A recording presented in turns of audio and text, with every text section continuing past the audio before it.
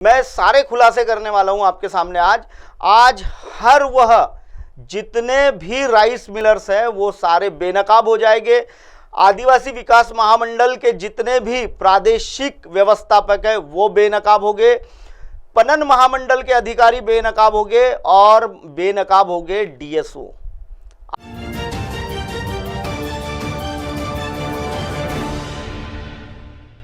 आप देख रहे हैं एमएनएस न्यूज, सच जरूरी है। दर्शकों नमस्कार, मैं हूं निशांत भाई, आप मुझे देख रहे हैं एमएनएस न्यूज टीवी के स्क्रीन पर। आज मैं जो आपके सामने विषय लेकर आया हूं वो एक बहुत ही गंभीर और चौंकाने वाला विषय है। आखिर यह विषय मैं आपके सामने इसलिए लेके आया हूं कि देश में जब यूपीए 1 और यूपीए 2 की सरकार थी, कांग्रेस की सरकार थी, उसके पहले राजीव गांधी जब सत्ता में थे उस दौर में एक सरकार ने एक बहुत अच्छी योजना चलाई थी जिसमें 2 रुपये प्रति किलो अनाज आपको सरकारी राशन दुकान में मिल जाएगा। और यह योजना के तहत आज भी यानी प्रधानमंत्री नरेंद्र मोदी जब प्रधानमंत्री बने 8 साल से यह योजना चल रही है। पिछले कोरोना में इस योजना में और थोड़ा सा एक फेरबदल कर दिया गया था। 2 रुपये किलो के हिसाब से तो गरीब जनता को राशन दुकान से चावल मिलेगा, अनाज मिलेगा ही, लेकिन कुछ उतना ही संख्या में अनाज उन्हें मुफ्त में भी मिलेगा। यह योजना चलाई गई थी। अब फिलहाल उस योजना को विराम लगा दिया गया है। कोरोना काल खत्म हो चुका है क्योंकि सरकार के पैसे बहुत बर्बाद होते हैं। अब ये जो मैं आपको बताया इसमें एक आपको कुछ अलग चीज़ एक समझनी होगी। आखिर यह योजना किस तरीके से चलती है, क्या चलती है, किन के लिए योजना थी, किन के लिए योजना थी वो मैं आपको बता चुका हूं कि गरीब जनता के लिए, देश के हर एक गरीब जनता को अनाज मिले, इसलिए यह योजना चलाई गई थी। लेकिन यह योजना का फ़ायदा किसे होता है और कैसे इसका मुनाफा कमाया जा सकता है। जब आपके घर पर जो गेहूँ आटा पिसाने के लिए आप जाते हैं तो एक सादी सी जो आटा चक्की होती है जहाँ आटे को पिसाया जाता है, वहाँ भी अगर आप जाए तो 1 रुपया प्रति किलो यानी 1 क्विंटल अगर आपको गेहूं पिसाना होगा तो आपको 100 रुपये लगेंगे। यानी न्यूनतम बताया मैंने आपको कि 1 रुपया, अभी तो ये 1 रुपये का ज़माना नहीं रहा, कम से कम 5 रुपये या 7 रुपये 10 रुपये के आसपास ही कुछ प्रति किलो वो पिसाई लिया जाती है। कहीं कहीं शहरों में तो 10 रुपये किलो के ही हिसाब से पिसाई होती है। तो जब एक छोटी आटा चक्की में जब आप अनाज पिसाने जाते हैं तो उसने आपको मिनिमम यानी न्यूनतम जो पैसा है वो 100 रुपये प्रति क्विंटल लगेगा। लेकिन करोड़ों रुपए की राइस इंडस्ट्रीज खड़ी करने के बाद, करोड़ों रुपए की, क्योंकि लागत अभी करोड़ों में होती है, लाखों में नहीं होती। बड़े बड़े प्लांट लगाए जाते हैं, बहुत बड़ी बड़ी इंडस्ट्रीज़ लगाई जाती है, स्टीम राइस इंडस्ट्रीज़ लगाई जाती है, पैराबाइलिंग लगाई जाती है और मिल लगाई जाती है जहां धान को चावल के रूप में बदला जा सके, जहां मिलिंग की जा सके। जब ये करोड़ों रुपए की लागत लगाकर इतनी बड़ी इंडस्ट्रीज़ खड़ी की जाती है और सरकारी सीएमआर का जो धान है, महाराष्ट्र गवर्नमेंट सरकारी सीएमआर को पीसने के लिए, मिलिंग करने के लिए 10 रुपये क्विंटल देती है और 15 रुपये एक अलग से उन्हें मिलता है, यानी 25 पैसे प्रति किलो अनाज की पिसाई के लिए 25 रुपये मिलते हैं। 18 रुपये की लागत से बिजली का बिल आता है प्रति क्विंटल। अब 1 क्विंटल मिलिंग करने के लिए 18 रुपये की बिजली लग जाती है और इन्हें मिलते हैं 1 क्विंटल के पीछे 25 रुपये। लगभग आपको अब यहाँ समझना होगा कि ये फेयर क्या है। मैं सारे खुलासे करने वाला हूँ आपके सामने आज हर वह जितने भी राइस मिलर्स हैं वो सारे बेनकाब हो जाएंगे। आदिवासी विकास महामंडल के जितने भी प्रादेशिक व्यवस्थापक हैं वो बेनकाब हो गए, पणन महामंडल के अधिकारी बेनकाब हो गए और बेनकाब हो गए डीएसओ। आखिर ये यंत्रणा सारे लोगों को किस तरीके से आज हम बेनकाब करने वाले हैं वो हमारे दर्शकों को मैं बता चुका हूं। अभी शुरुआत करते हैं राइस मिल के 25 रुपये प्रति क्विंटल यानी 25 पैसे किलो के। आपको अनाज गेहूं पिसाना है तो आपको 1 रुपया लगता है। चावल अगर आपको मिलिंग करनी है सरकारी, अगर आप इनके पास किसान अगर अनाज मिलिंग करने ले जाते हैं तो ये 150 रुपये प्रति क्विंटल लेते हैं। लेकिन जब सरकारी सीएमआर को मिलिंग करनी होती है, सरकारी अनाज को मिलिंग करना होता है तब ये केवल 25 पैसे किलो में करते हैं। तो ये क्या सरकार पर एहसान करते हैं? कोई एहसान वगैरह नहीं करते, करोड़ों रुपए कमाते हैं और करोड़ों रुपए की बंदर बाट लगाते हैं। मैं बहुत सारे उदाहरण देने वाला हूँ आपको, गढ़चिरौली ज़िले के वड़सा का उदाहरण देने वाला हूँ मैं आपको, गोंदिया ज़िले का उदाहरण देने वाला हूँ मैं, साथ ही साथ चंद्रपुर का, और जो नागपुर का जो इलाका है, रामटेक हो गया, या नागपुर का जो इलाका है वहाँ का भी मैं आपको बहुत सारे राइस मिलर्स के उदाहरण देने वाला हूँ। और आखिर यह करते कैसे है, खेल क्या है, माजरा क्या है। कई हमारे जो पत्रकार साथी है उन्होंने हाल ही में गोंदिया ज़िले में एक जो अनाज की जो यानी धान की जो ट्रक है वह संस्था के गोदाम से धान भरकर छत्तीसगढ़ की ओर जा रही थी और ऐसे में उसे रोक लिया गया। बयान दिया था ड्राइवर ने कि यह दुरुग धान लेके जा रहा है, जबकि वह डीओ का माल था और डीओ वो दुरुग जा रहा था। और ऐसी सिचुएशन में राइस मिलर्स आता है और बाकी सारी चीज़ें, पणन अधिकारी वगैरह, इन सारे लोगों को मिलकर बयान बदल दिया जाता है। पणन अधिकारी जो गोंदिया के हैं वैसे तो वो हमेशा सवालों के घेरे में रहते हैं। यहाँ के पणन अधिकारी कई दफ़ा सस्पेंड हो चुके हैं, कई लोगों के मैं नाम भी बता चुका हूँ और कई लोगों के खुलासे भी कर चुका हूँ। कई तो हमारे न्यूज़ के वजह से कई लोगों की इंक्वायरियाँ भी लगी है पणन अधिकारियों की, और वो आज भी निलंबित की कार्रवाई के शिकार बने हुए हैं, निलंबित है पूरी तरह से, आधी तनख्वाह पर काम करते हैं। अब मैं बता रहा था आपको कि ये पूरा माजरा क्या है। 25 रुपये प्रति क्विंटल CMR आखिर क्यों मिलिंग की जाती है? 18 रुपये की बिजली है, 25 रुपये की उसकी कॉस्ट है, मिलिंग की कॉस्ट है। होता यह है कि ये जो राइस मिलर्स होते हैं इनके पैराबाइलिंग और बॉयलर इंडस्ट्रीज होती है जो बड़े पैमाने पर भारत से चावल को एक्सपोर्ट करती है। बाहर देशों में चावल को भेजा जाता है, बेचा जाता है और उससे बड़ा मुनाफा कमाया जाता है।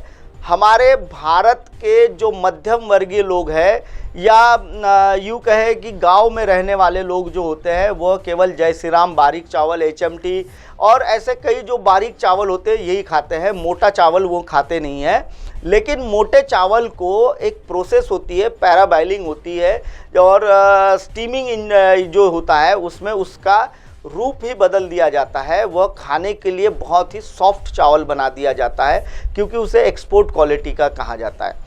अब होता यह है कि धान हमारी सरकार समर्थन मूल्य में खरीदती है। समर्थन मूल्य में खरीदने के बाद सरकार उसको अपनी मिलों में तो मिलिंग नहीं कराती, तो मिलर्स को मिलिंग के लिए कहती है। मिलर्स वह धान को अपने पैराबाइलिंग के प्लांट में ले जाकर उसका एक्सपोर्ट क्वालिटी का धान बनाकर उसे बेच देते हैं। या जिन लोगों के पास पैराबाइलिंग का काम नहीं होता, जिनके पास स्टीमर होते हैं या जो केवल अरवा का काम करते हैं, जो केवल छोटी मोटी मिलिंग का काम करते हैं, ऐसे मिलर्स भी इस काम में बहुत बड़े पैमाने पे इन्वॉल्व होते हैं। और वो क्या करते हैं, उन्होंने लिया हुआ सरकार के तरफ से डीओ जो धान लिया हुआ रहता है मिलिंग के लिए, वो सीधे तौर पर इन स्टीम इंडस्ट्रीज़ वालों को बेच देते हैं।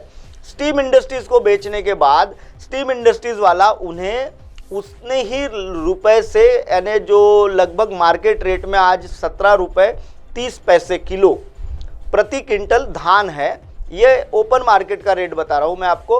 हालांकि वैसे तो 2040 रुपये किलो का रेट चलता है सरकारी समर्थन मूल्य में, तो उन्हें वो 17 रुपये 30 पैसे के हिसाब से, उन्हें वो पैसे के हिसाब से एक तो पैसा दे देते हैं या फिर उन्हें चावल मुहैया कराया जाता है। तो चावल भी मुहैया कराया जाता है 12 रुपये किलो में। अब ये 12 रुपये किलो का चावल कैसे आया है यह भी मैं आपको बताने वाला हूँ, बहुत सारे आज खुलासे करने वाला हूँ। 12 रुपये किलो का जो चावल होता है उसको यह बोरियों में पैक करते हैं और CMR जमा कर दिया जाता है। जो DSO के गोडाउन होते हैं उसमें वह जमा कर दिया जाता है और वहाँ से जो उच्चल अधिकारी करके एक अधिकारी आता है दूसरे ज़िले से और वो उस चावल के लॉट को अपनी गाड़ियों में लोड कराकर वह अपने ज़िले में ले जाता है और वहाँ की राशन दुकानों में उसका वितरण होता है। लेकिन क्या होता है, सोलापुर, सातारा, सांगली, औरंगाबाद, जलगांव, ऐसे कुछ राज्य है हमारे महाराष्ट्र के जहाँ चावल को नहीं खाते, चावल नहीं खाते। तो वहाँ क्या खाते, ज्वारी, बाजरा ये सारी चीज़ें खाई जाती है। तो उधर चावल का जो खाने का जो प्रमाण है वो बहुत कम है।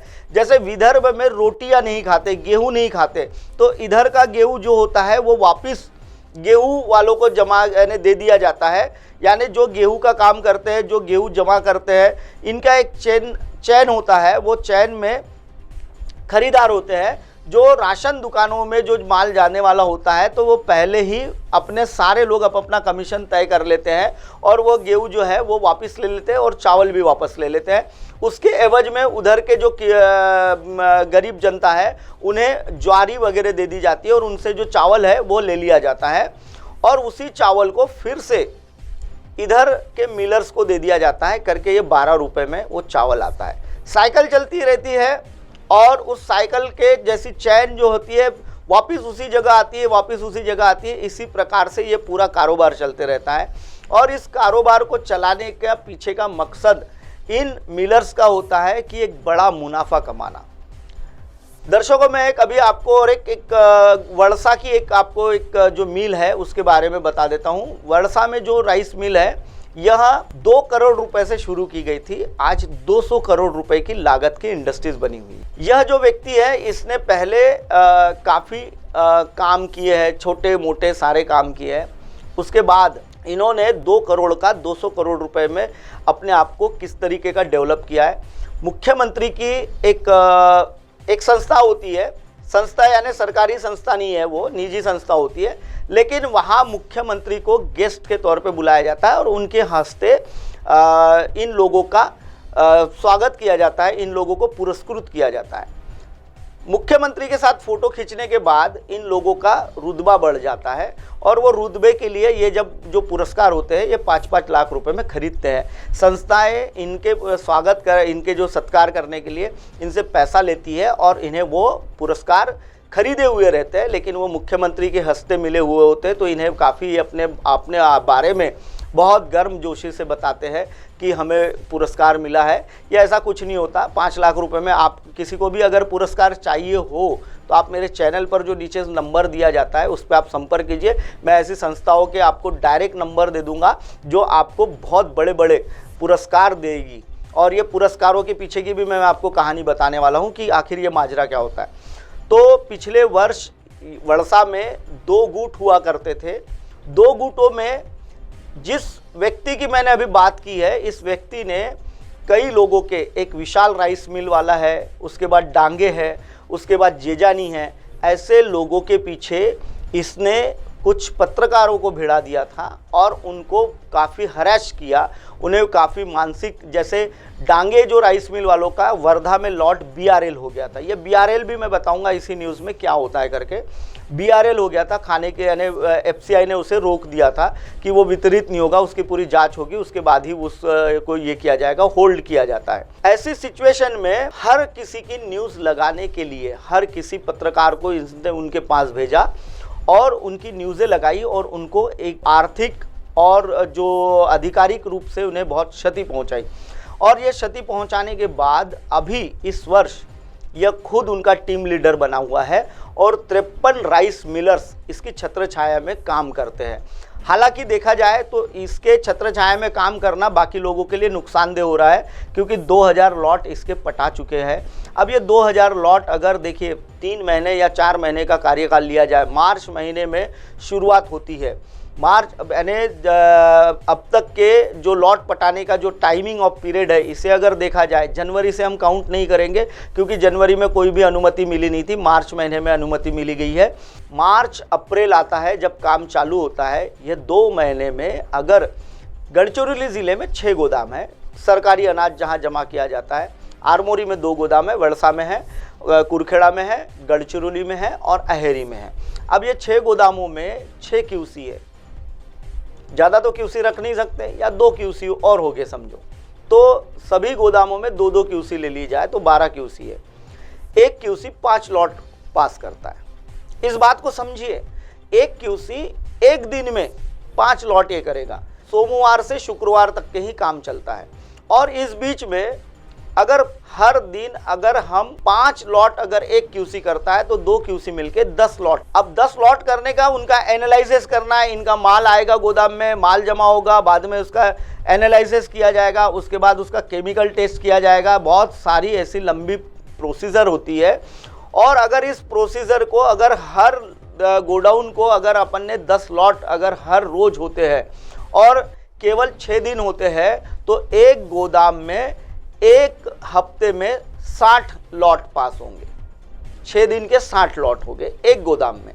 तो पूरे इसमें लगभग इनके 60 लॉट के हिसाब से 380 लॉट के या 360 लॉट होते हैं एक हफ्ते। अगर हम इस बात को समझ लेते हैं 2000 लॉट एक मिल पटा, तो इसमें एक दिन में ये लॉट कितने पटवाते हैं, कितने की क्वालिटी जांच होती है, कितने की क्यूसी जांच कर पाते हैं, ये गंभीर और चर्चा का विषय है। इसी विषय को लेकर जब हम इनके डीएसओ के तरफ पहुंचे तो डीएसओ अपनी बगले झांक रहा था। जिलाधिकारी कार्यालय गढ़चिरौली में बैठते हैं डीएसओ, इनसे कई बार मेरा वार्तालाप हुआ है।